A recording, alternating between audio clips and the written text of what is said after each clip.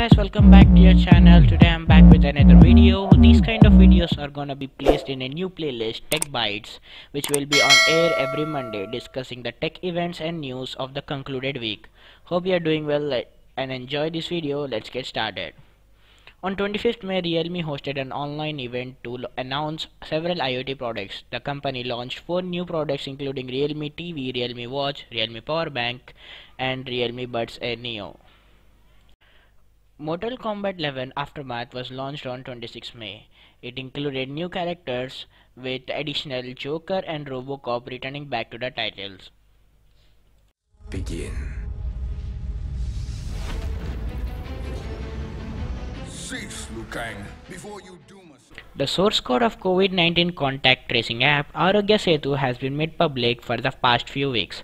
Privacy experts have been raising questions about this app. Along with this, there was demand to make its source public. Apple bought machine learning startup Inductive, adding to more than a dozen AI-related acquisitions by the technology giant in the past few years. The engineering team from Waterloo, Ontario-based Inductive joined Apple in recent weeks to work on Siri. Uber is destroying thousands of electric bikes and scooters after selling its Jump business to Line. Videos of its red bikes being crushed at a US recycling center were shared on social media. Uber said it had decided to destroy thousands of its older model vehicles due to maintenance, liability, and safety concerns.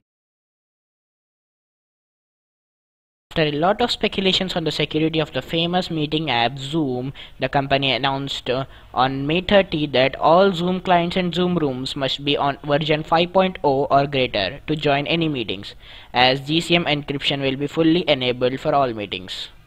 For the first time in history, NASA astronauts have launched from American soil in a commercially built and operated American Crew spacecraft on its way to the International Space Station. The SpaceX Crew Dragon spacecraft carrying NASA astronauts Robert Behnken and Douglas Hurley lifted off at 3:22 p.m. ETD on Saturday.